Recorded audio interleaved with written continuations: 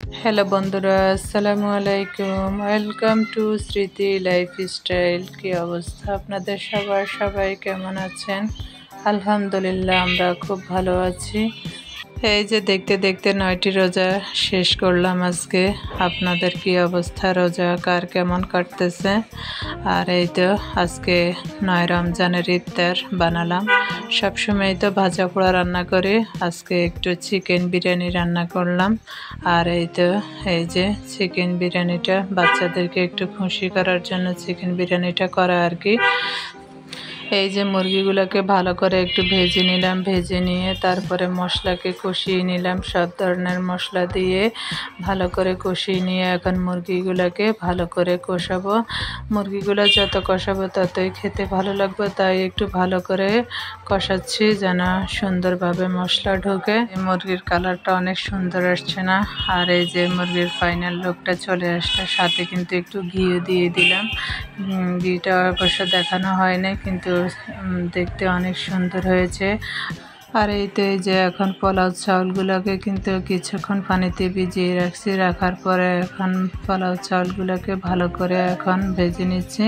পোলাও চাউল যত ভাজবে ততই পোলাও সুন্দর ঝরঝরা হবে। আর এখন পানি দিয়ে দিলাম পরিমাণ মতো, দিয়ে একটু কাঁচামরিচ দিয়ে দিলাম, একটু আদা বাটা দিয়ে দিলাম। দেওয়ার পরে এখন এই যে এখন দিয়ে দিলাম একটু দুধের গুঁড়া, একটু চিনি, একটু পেঁয়াজ বেরেস্তা দিয়ে উপর দিয়ে তারপরে চিকেনগুলো দিয়ে দিলাম। এই যে চিকেনগুলো আস্তে আস্তে দিয়ে দিতেছি পোলাওর উপরে, দিয়ে এখন 4টা চিকেন, একটা পুরো গোটা মুরগিটাই রান্না করলাম।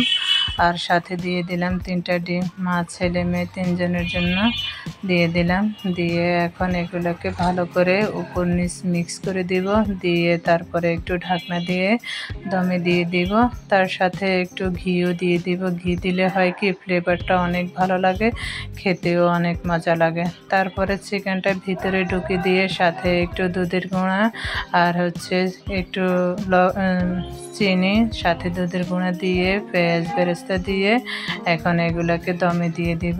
দিয়ে ইফতারির সময় এটাকে এখন পরিবেশন করার পালা। আর আমার বিরিয়ানিটা কেমন হলো আপনারা অবশ্যই কমেন্ট করে জানাবেন। আমার কাছে তো অনেক ভালো লাগছে, দেখতে যেমন সুন্দর হয়েছে খেতেও কিন্তু অসাধারণ হয়েছিল।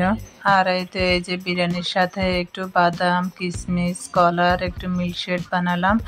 সাথে প্রথমে কলা দিয়ে দিলাম, দিয়ে বাদাম আর খেজুর এগুলোকে আলাদা একটা ব্লেন্ডারে ব্লেন্ড করে নিয়ে নিলাম। নিয়ে এখন দুধের সাথে মিক্স করে নিয়ে নিলাম, নিয়ে ব্লেন্ডার করে নিয়ে আসলাম। আর এই তো সাথে ছিল সালাদ, ফল, খেজুর, আর এই তো একটু ট্যাঙের শরবতও ছিল।